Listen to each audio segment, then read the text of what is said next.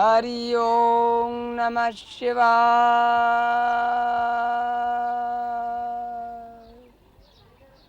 Om Namah Shivaya.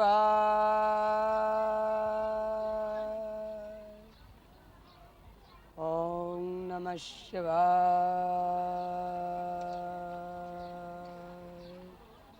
Om Namah Shivaya.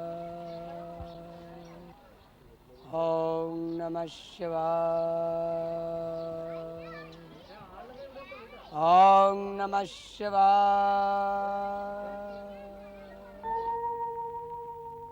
¿Cuáles son hoy los signos de los indios? Sobre todo los signos de siempre, los signos de la India, algunos mutantes con los tiempos, la mayoría signos permanentes.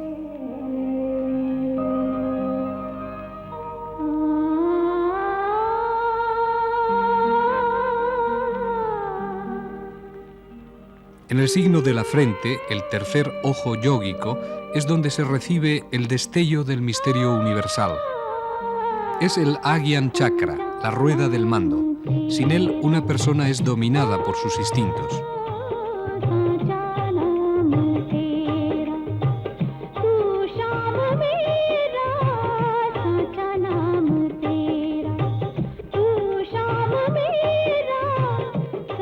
El punto de la frente de ese tercer ojo es muy sensible y si se aplica pasta de sándalo, la sensibilidad aumenta.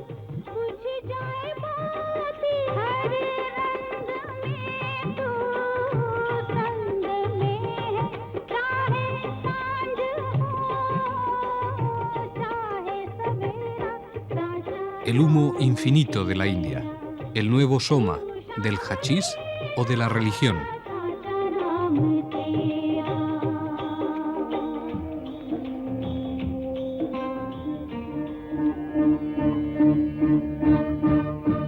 Siempre es aventurado significar a los habitantes de esta parda madre india.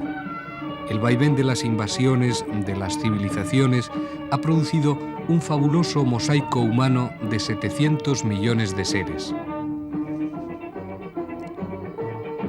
316 millones de indios, casi la mitad de la población, viven en un estado de pobreza más o menos trágica para ellos. Para nosotros, una pobreza absoluta.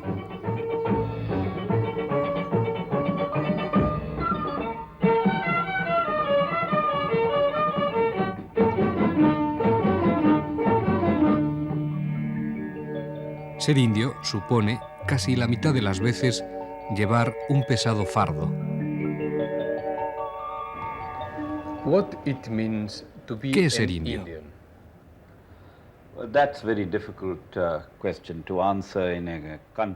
Es muy difícil contestar a esta pregunta en un país que es un subcontinente mayor que Europa, con tantas razas, con tantas religiones, con tantas lenguas.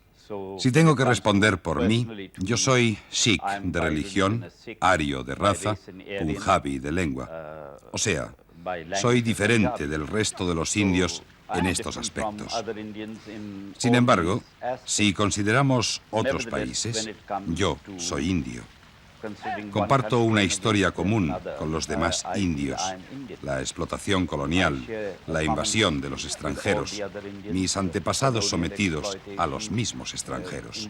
Y sin embargo, comparto con los otros indios una misma ética, una misma tradición, una misma historia.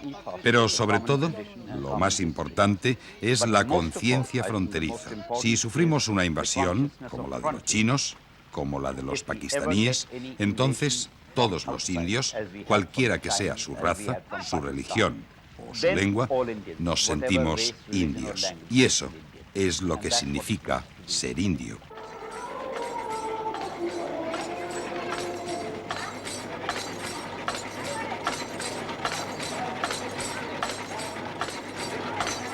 Ser indio es ser mayoritariamente hindú. La religión del 80% de los indios, con sus bellezas místicas y sus colorines folclóricos, desde siglos ha moldeado no solo a los hindúes, sino a los propios indios. En este templo, dedicado a Tulsídas, el escritor del Ramayana, se exponen ingenuas escenas mitológicas.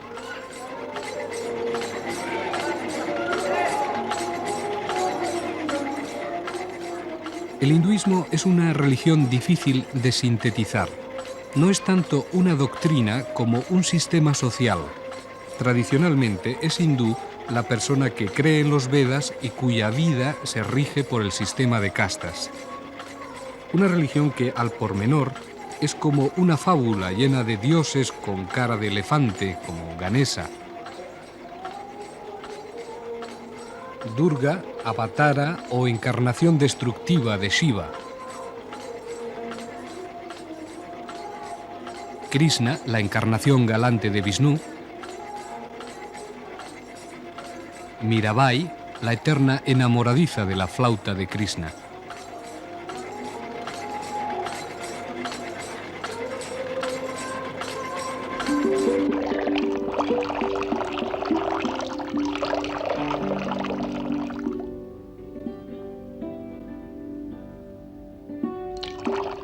La adoración es también a los dioses de la naturaleza, empezando por Ganga Mai, la sagrada madre Ganges.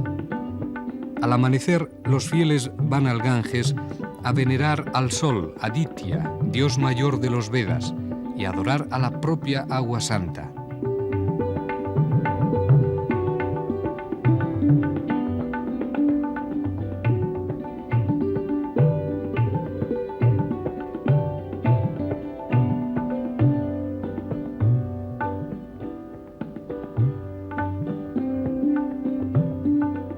Tal vez el único himno Veda que conoce la mayoría de los hindúes sea este, el Gayatri. El sol naciente barre las tinieblas de la ignorancia y produce el día de la iluminación.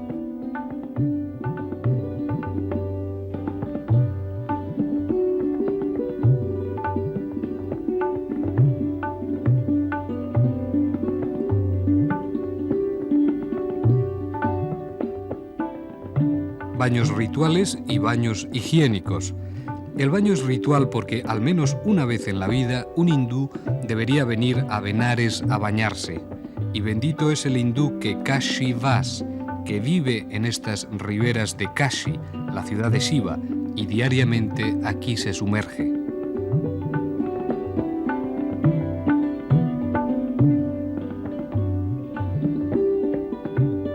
Pero este agua, aunque parezca lo contrario, tampoco es insana. Las sustancias químicas que acarrea desde el Himalaya son buenas para los intestinos y el sistema digestivo. El famoso doctor Hawkins sostenía incluso la propiedad germicida y anticolérica del Ganges. Al principio solo había oscuridad envuelta en oscuridad. El universo no era más que una onda indistinta. Aquel uno que llegó a ser envuelto en nada, surgió por fin nacido del poder del ardor.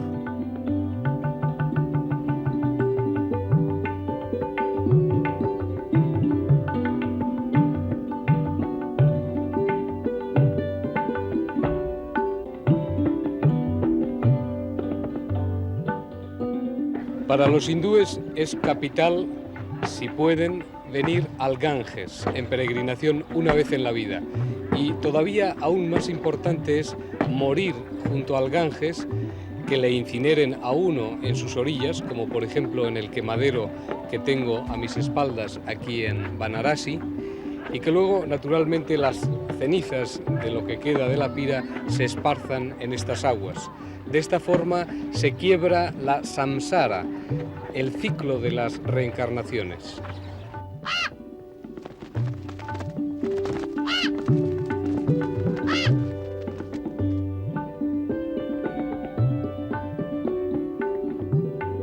Morir es más intranscendente aquí que en ningún otro sitio de la tierra. Todo no termina con la muerte, sigue la fatal rueda del destino. Hay que reencarnarse agotadoramente siempre, hasta alcanzar la moksha, la liberación suprema.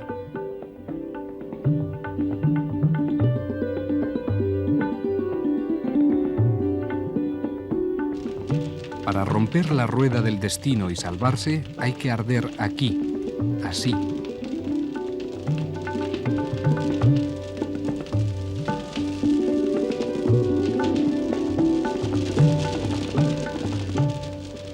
La salvación de los hindúes es librarse del ciclo de las reencarnaciones, cada una determinada por el karma, o sea, buenas o malas acciones realizadas en vidas precedentes y en la presente existencia.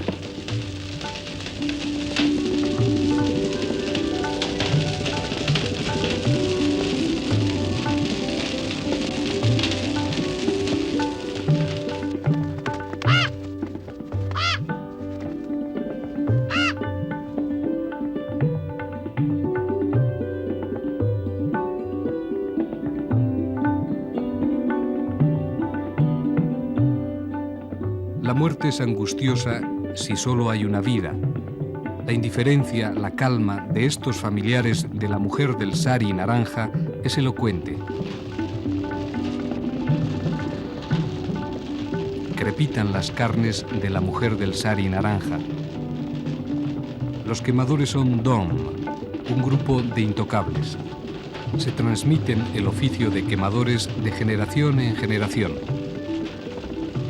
Aunque la fogata sea barata, al menos se echa un puñado de polvo de sándalo aromático.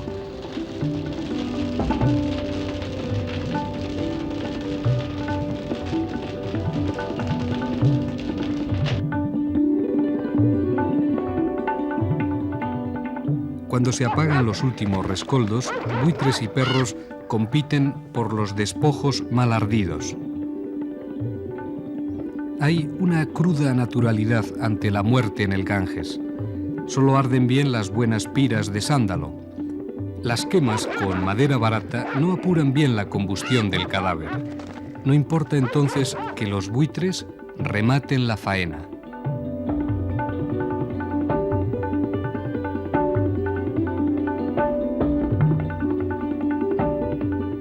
Los hindúes incineran a los muertos, salvo a los niños de corta edad, a los santones, a los enfermos de lepra o viruela.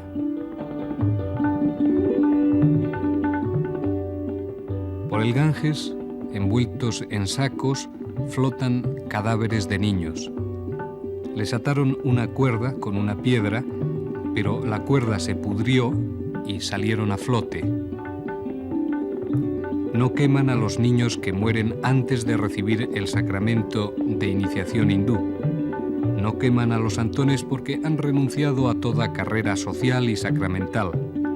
No queman a los leprosos porque se cree que el fuego irritaría a los malos espíritus que en ellos anidaron y que se podrían vengar aún de los familiares.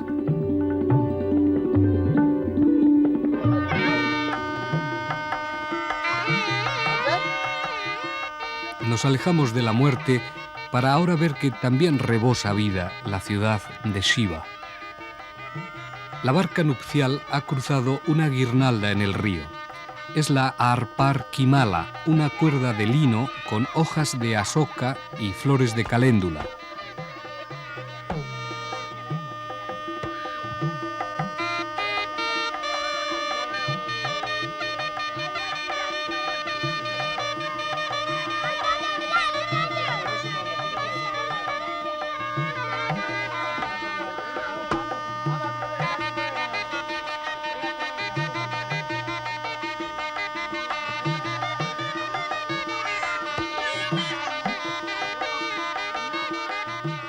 La orilla derecha del Ganges, deshabitada, sirve para ofrendas y para celebrar la puja, el sacrificio.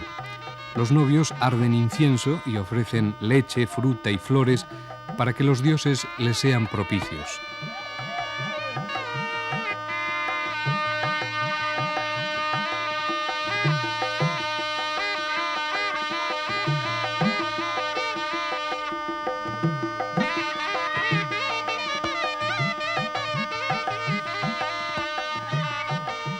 El matrimonio es absolutamente crucial en la actual sociedad india, no solo en la sociedad hindú. Los dos grandes tabúes sociales aún existentes son el ruti y el viti. ¿Con quién comes tu pan? ¿A quién das a tu hija? Y desde luego todavía hoy nadie quiere dar su hija en matrimonio a alguien que no pertenezca a su propia casta.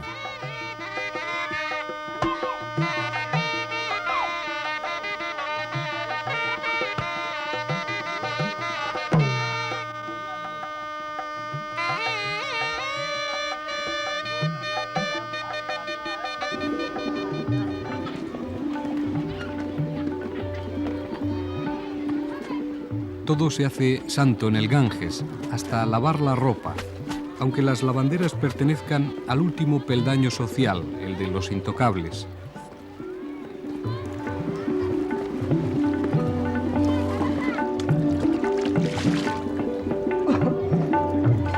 Las santas vacas. Los hindúes creen que los dioses anidan por todo el cuerpo de la vaca. Si se regala una vaca a un sacerdote brahmin, la vaca le esperará a uno cuando muera para ayudarle a vadear el peligroso río Baitarni que fluye entre el infierno y el cielo.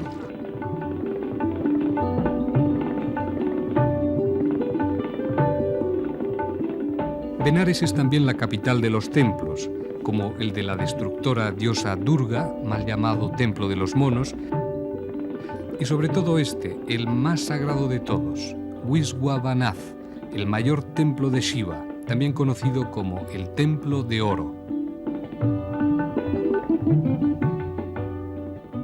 Salvando el cortocircuito cultural, se podría decir que este es el Vaticano hindú.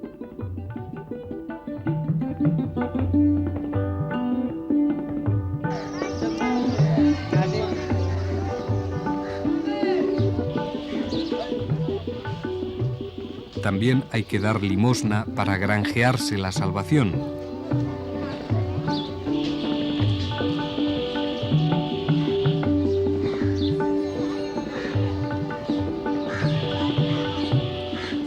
En este país de crueles pobrezas siempre hay alguien que está aún más debajo, los leprosos.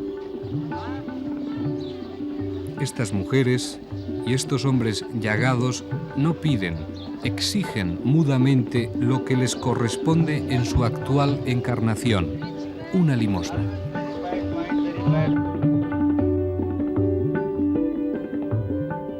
Pero Benares es también un compendio de la India fabulosa, del lujo y del saber. El hombre que vive en este palacio de Ramnagar A 16 kilómetros de la ciudad es el ex Marajá de Benares, uno de los hombres de más riqueza y abolengo de la ya antigua India de los Marajás.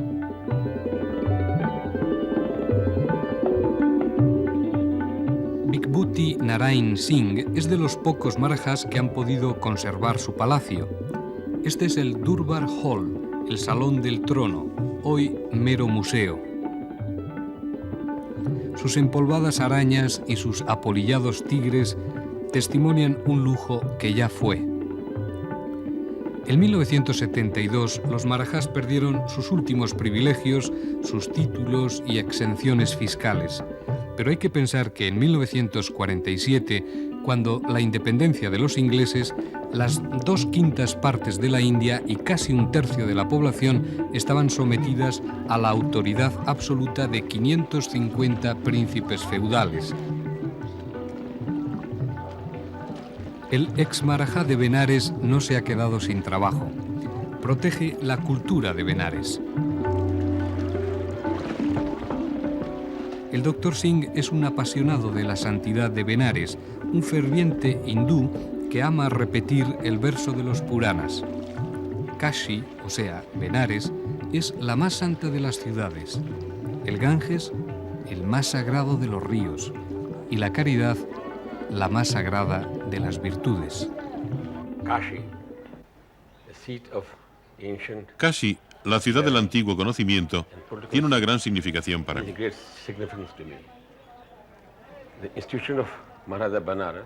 La institución que presido, el Kashi Raj, es una de las más antiguas de la India.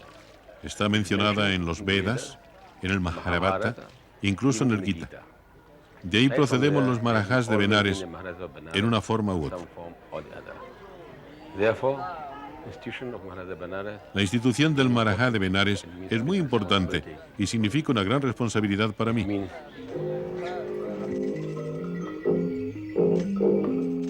En el Rig Veda, el himno del hombre primordial describe el origen del mundo y las castas.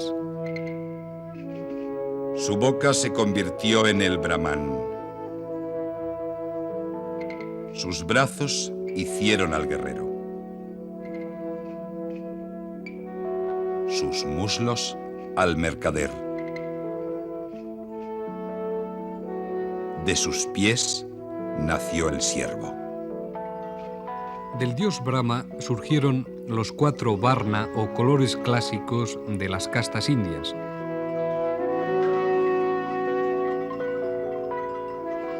Aún hoy, la importancia de la casta en la India es vital. Nadie dirá yo soy barbero, sino he nacido barbero. Pero las castas de los barberos varían según los lugares. Son Napit en Bengala, Navi en Bombay, Nai en Uttar Pradesh.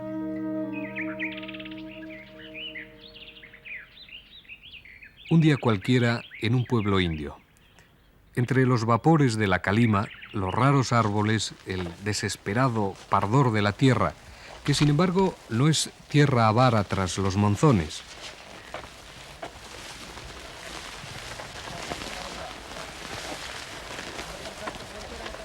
Vamos a penetrar ahora en el mundo real de las castas, empezando por un pequeño pueblo, uno del 500.000 de pueblos donde viven 2 de cada 3 indios.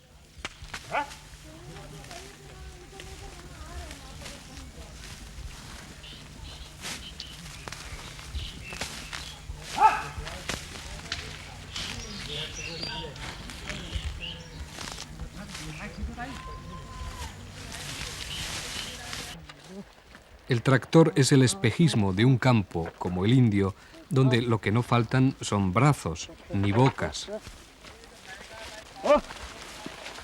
Yorukar es el nombre de este pueblo del estado de Uttar Pradesh, casi en la intersección de los estados de Madhya Pradesh, Bihar y Uttar Pradesh.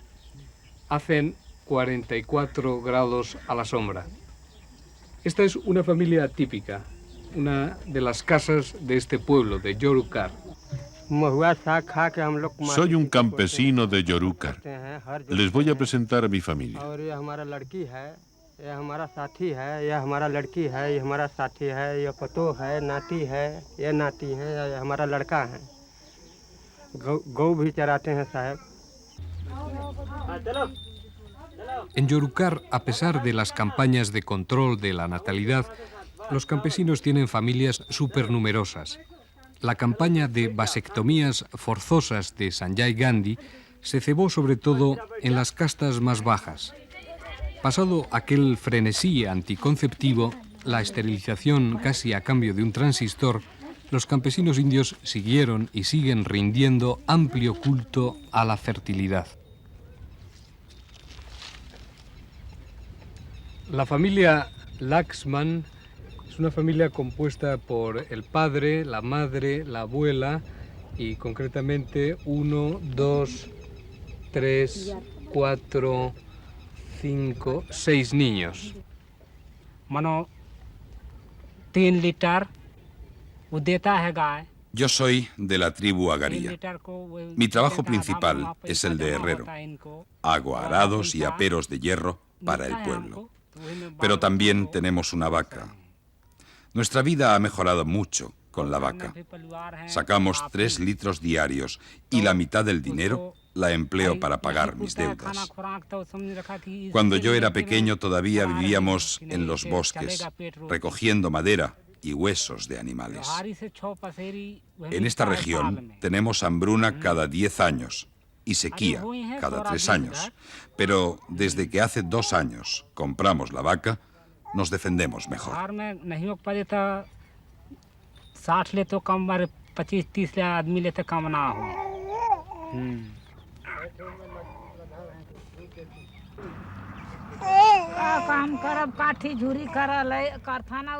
Yo trabajo mucho a mis 64 años.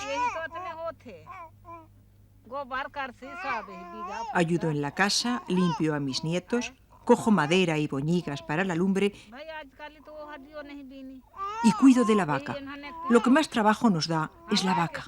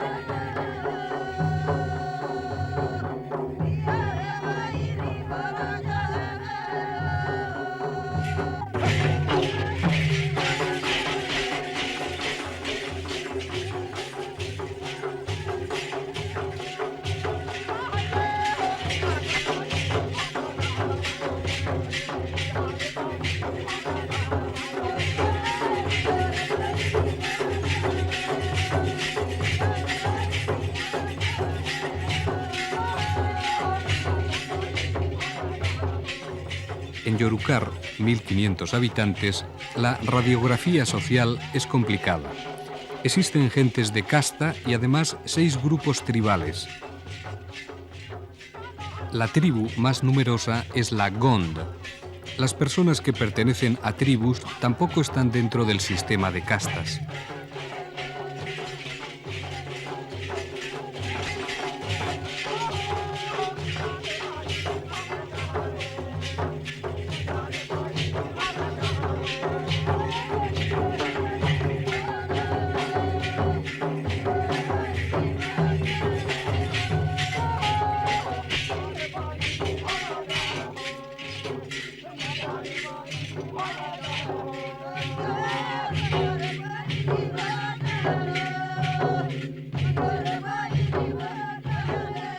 Al margen de la fuerza y la belleza de sus danzas, aquí la pobreza es honda, no necesariamente santa, como dice la Madre Teresa de Calcuta.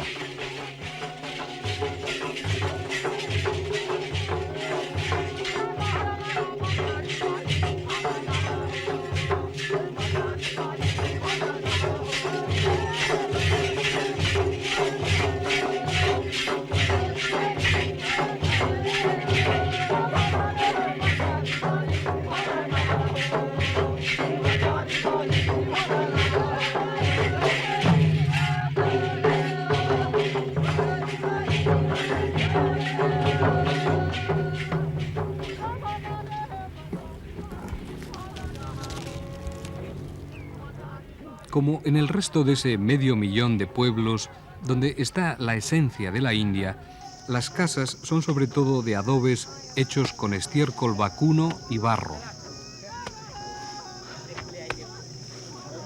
Es estupefaciente para nuestra mentalidad comprobar la minuciosa estratificación social de un pueblo indio. Las barrenderas, mujeres descastadas, intocables, ocupan el escalón más bajo porque su trabajo es el más impuro. El sastre del pueblo es del yati de los sastres de Yorukar, aunque pertenezca a los sudras, los siervos, la más baja de las 4 castas. Generalmente los trabajos más sucios y pesados pertenecen a los parias. Ellos pagan, a veces con la vida, el alto costo social de este sistema milenario.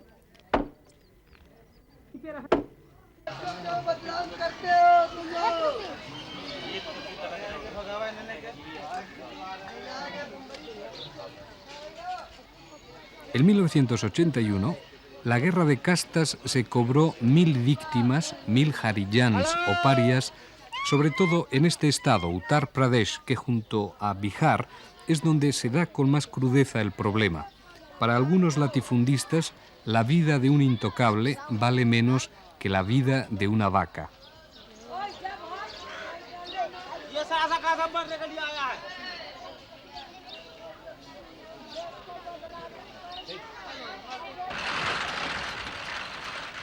Poco a poco el campo indio se industrializa con timidez. Así hacen cuerdas de esparto.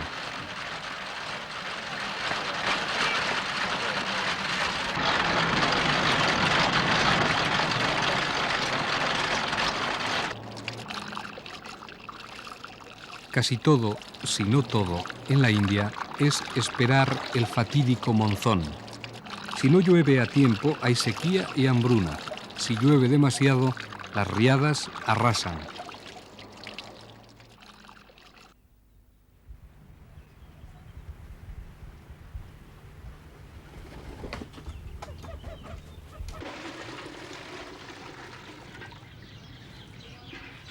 El agua es el milagro cotidiano y el pozo el centro de la vida del pueblo.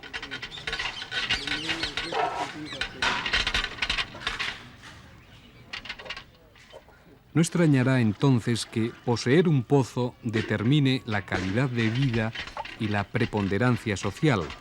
En innumerables pueblos de la India, los harijans, los intocables, por no poseer, no tienen ni el derecho al agua.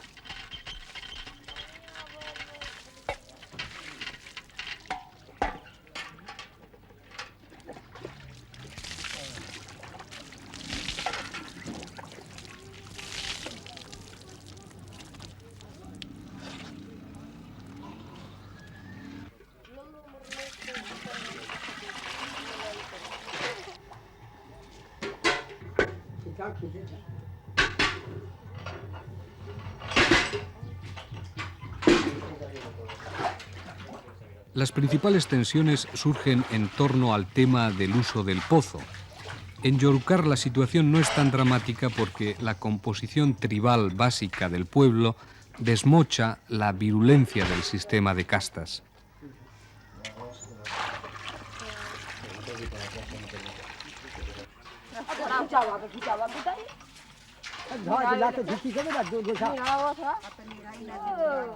El tiempo, la lentitud con la que transcurre en la India no solo el tiempo físico, sino el filosófico, hacen difíciles las campañas de modernización del gobierno. La Comisión Mandal de Nueva Delhi acaba de dictaminar que, en vez de disminuir, aumenta la importancia del sistema de castas.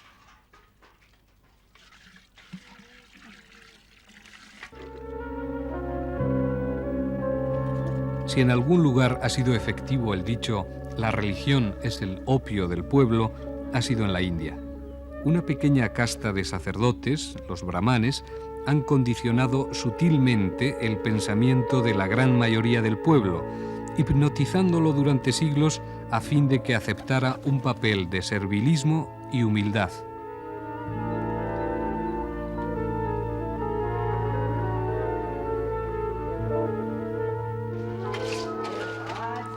Sin embargo, los sudras, artesanos y campesinos, y hasta los intocables de todas clases, como estos poceros, han sido los mayores productores de la plusvalía social.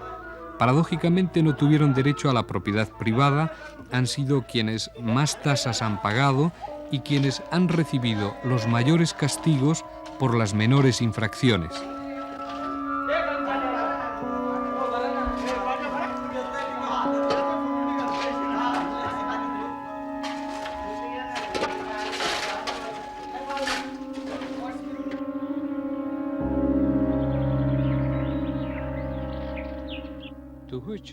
¿A qué casta pertenece?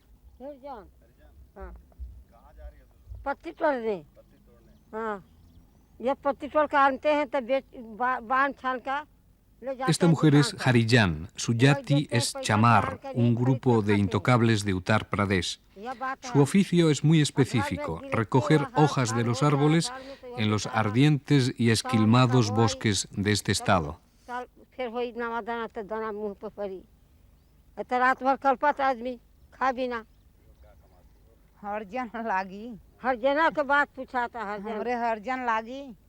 Yo también soy Harijan. No tengo hijos. Solo estamos mi marido y yo. Y solo yo trabajo. Recojo hojas y leña para vender. Esta es la vida de los Harijans que vivimos aquí.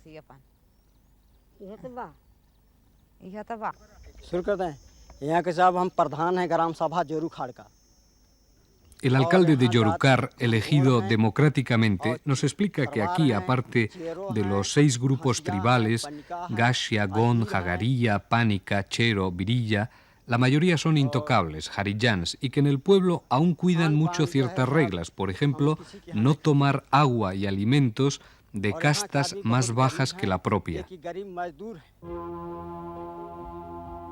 Mahatma Gandhi, apiadándose de los intocables, les dio su actual nombre, Harijans, hijos de Dios. En la orilla de una carretera del sur de Uttar Pradesh, a la sombra de gigantescos banianos, este campamento de gente trashumante. Son también recogedores de hojas de tendu, con las que se lían los biri, los cigarrillos típicos de la India.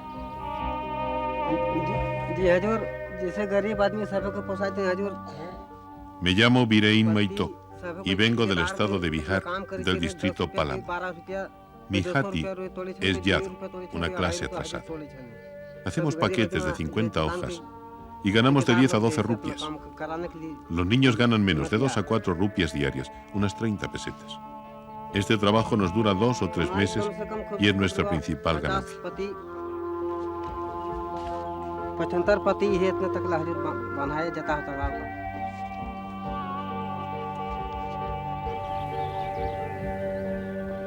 La casta condiciona y controla cada aspecto de la vida individual. El resultado es que las castas bajas están atrasadas no solo socialmente, sino económica, política y educacionalmente, mientras las castas altas avanzan en todas las direcciones.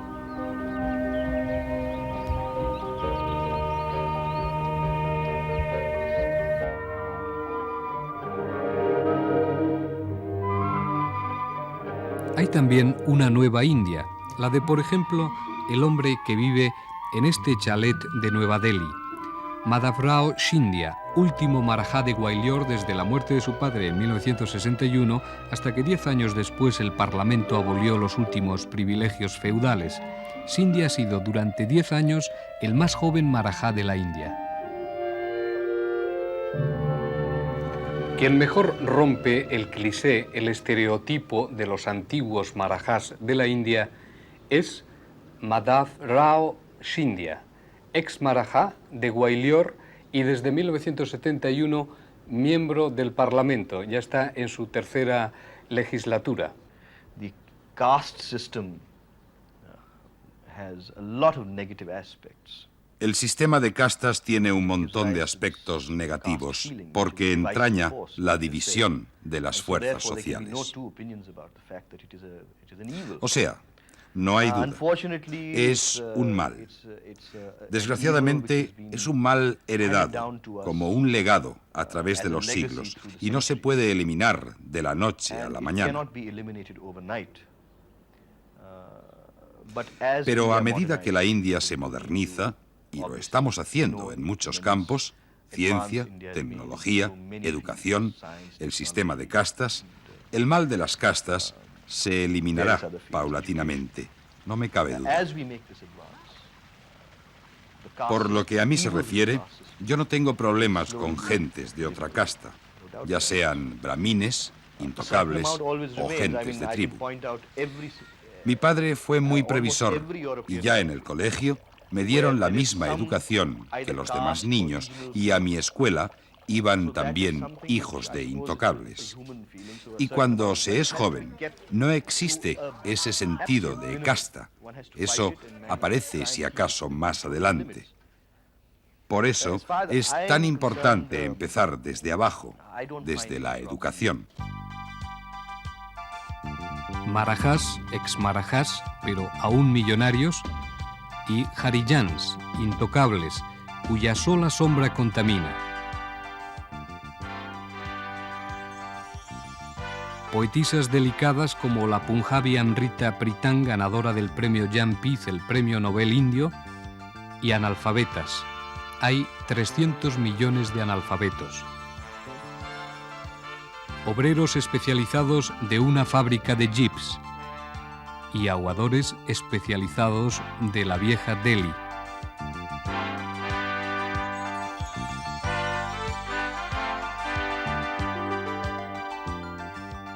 Indios marciales, preparados para la guerra. Indios plácidos, preparados para la renuncia.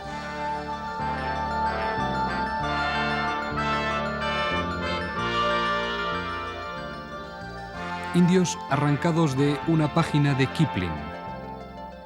Indios ya inmersos, a su modo, en la moderna prisa.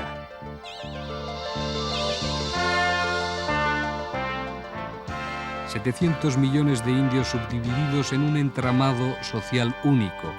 3 castas altas, 66 scheduled castes, eufemismo de 100 millones de intocables, 37 clases atrasadas entre los hindúes y 21 clases atrasadas entre los musulmanes. Incontables yatis o subcastas.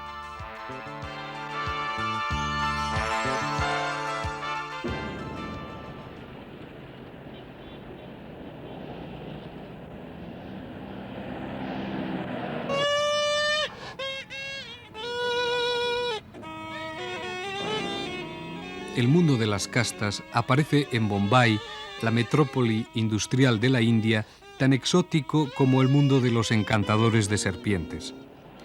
En Bombay es donde más se nota el empuje de los 3 grandes fenómenos que tratan de atacar de raíz a la India ancestral de las castas: la occidentalización, ya imparable desde el dominio británico, la secularización o menor incidencia de la religión y la sanskritización de la sociedad. Se llama sanskritización al proceso en virtud del cual una casta baja o una tribu cambia de costumbres, ritual e ideología en dirección del modelo de una casta alta.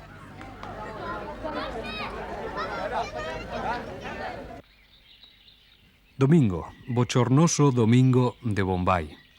En el Parque Nehru, las familias de la clase media de Bombay vienen a buscar, en vano, un poco de frescura.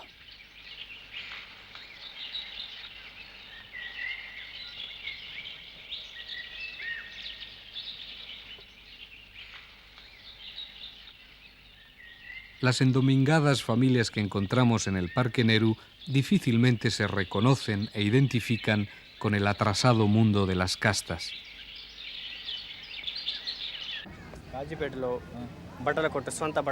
Este hombre es un indio medio, típico de la gran urbe. Es Babu, un empleado de un comercio de telas. Procede del sur, de Gossipe, estado de Andhra Pradesh. Nos cuenta que los domingos, como otras muchas gentes en otros muchos lugares del planeta, saca a la familia de paseo.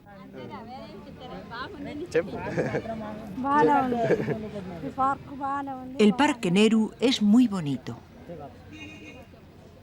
Pero junto al patrón relativamente occidentalizante, aseado de esta familia media, no hay que olvidar que a la misma hora otras gentes, también de Andhra Pradesh, tienen sus meridianos mentales en el polo opuesto.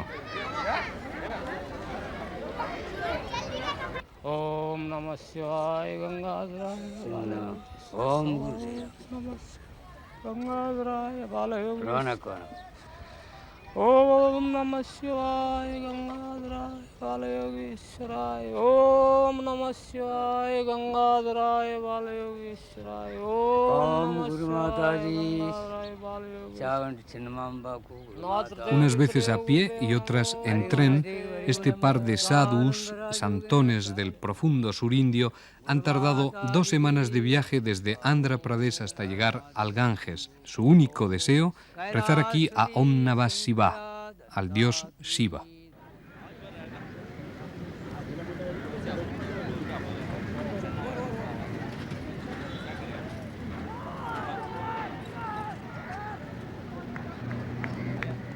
Los impecables indios que juegan al cricket en los britanizantes parques de Bombay también recuerdan la otra cara, la moderna, de la India.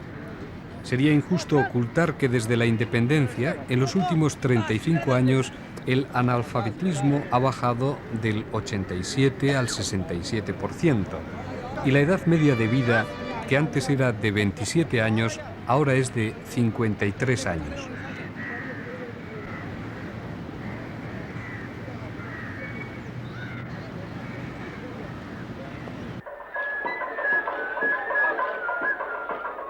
En el desfile anual de Nueva Delhi, conmemorativo de la República, observamos tal vez uno de los aspectos más llamativos de la polémica coexistencia de las 2 almas de la India. Una es el alma remota, conformista, de la India aún llena de ahimsa, la no violencia gandhiana. Pero la otra alma, paradójicamente, es la guerrera. La India de los muertos de hambre tiene al mismo tiempo un excelente ejército convencional, por no hablar de la propia bomba atómica.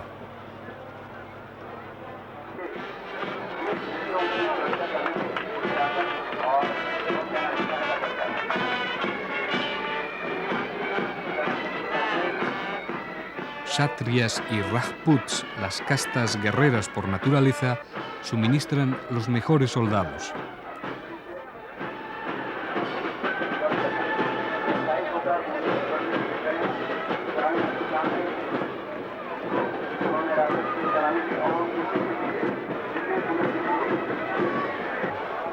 Hombres como los aguerridos Sikhs del Punjab parecen haber nacido por y para la milicia.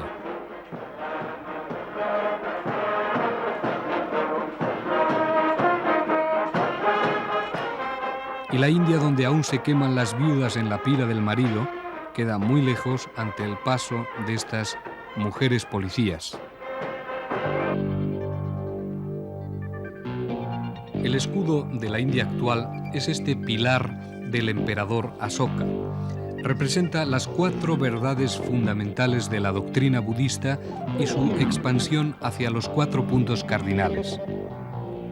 Solo la enorme tolerancia básica de la India, de abrumadora mayoría hindú, podía elegir como escudo un símbolo budista. Y es que, con ser importante y apasionante el mundo del hinduismo, no se entendería a los indios sin contemplar la convivencia de las grandes religiones, empezando por el budismo, que en la India fue engendrado. Esto es Sarnath, el lugar donde Buda predicó su primer sermón después de alcanzar la iluminación. El lugar también donde convirtió a 5 discípulos, los primeros 5 discípulos de su enseñanza.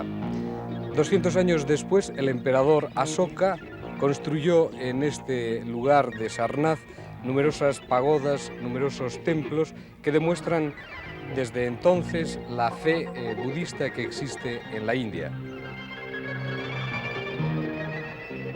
El budismo, en sus diversas ramas, este es un templo tibetano de Sarnath, cuenta con solo 4 millones de fieles frente al doble de cristianos o a los 70 millones de musulmanes, pero la India es el auténtico lugar santo del budismo.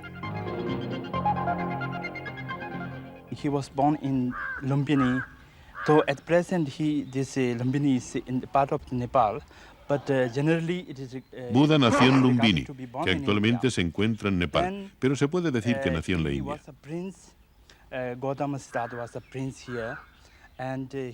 Buda era un príncipe indio, Siddhartha Gautama. In India, near this Patna.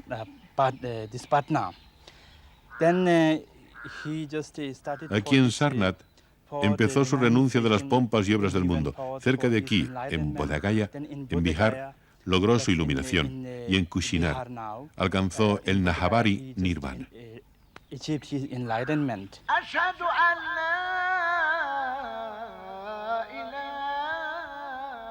Los rezos musulmanes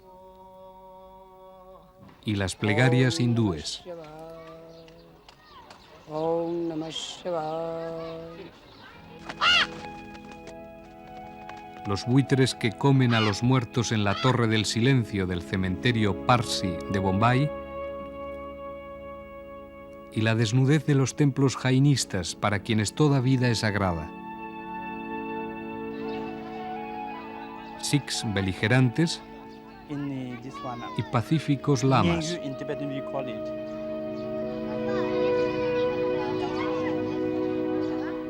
La desparramada India de los miles de dioses. Como diría Naipaul, la India es una civilización herida también por tanta fe encontrada.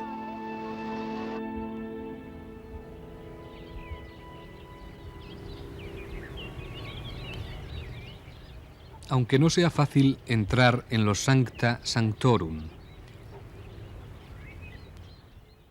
los coches reposan antes de acometer la subida del puerto. En la cumbre, un templo cuya importancia para los hindúes es similar a la de la Meca para los musulmanes. Aquí en Tirumalai está el Balaji Mandir. El templo que tengo a mis espaldas es concretamente el templo de Vishnu, pero no un templo cualquiera dedicado a esta deidad india, sino tal vez el templo dedicado a Vishnu más importante de todo este país.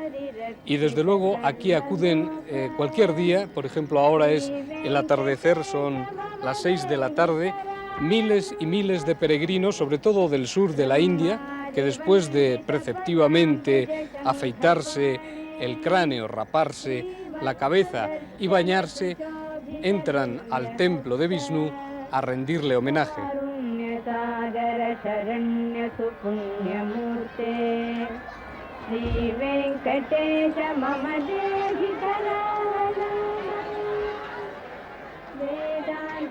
No importa el tiempo de espera, con tal de ver unas décimas de segundo al dios con cara negra del interior del templo. Es Vishnu, Govinda, como le llaman estas gentes de Andhra Pradesh, de Tamil Nadu, de estos estados sureños donde más acendradamente se vive el hinduismo, donde se cree, por ejemplo, en la enorme santidad de un rapado al cero. Hay que ofrendar el pelo, todo el pelo, al dios Vishnu.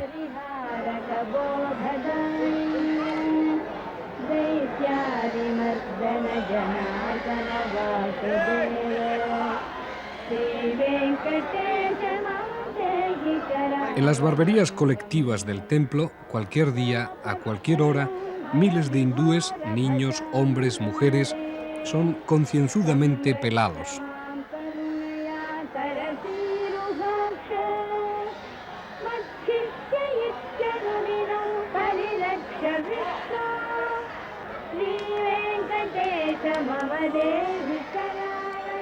Kilos y kilos de pelo para Govinda, el dios preservador de la Trimurti, la Trinidad hindú.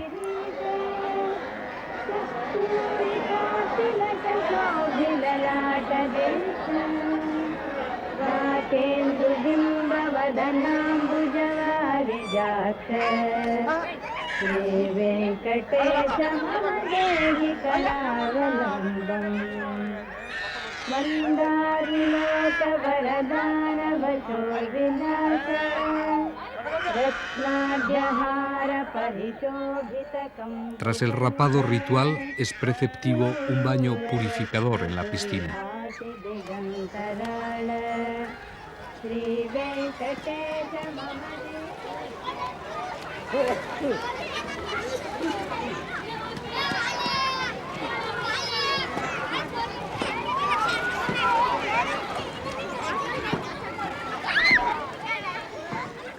Al fin del camino está la visión. Indios, fabulosos pobladores del planeta Tierra. Solo se pueden significar con el mono gramático de Octavio Paz. Esto que digo es un continuo decir aquello que voy a decir y que nunca acabo de decir. Siempre digo otra cosa. Estas frases que escribo, este camino que invento, mientras trato de describir aquel camino de Galta, se borran, se deshacen mientras las escribo. Nunca llegaré al fin.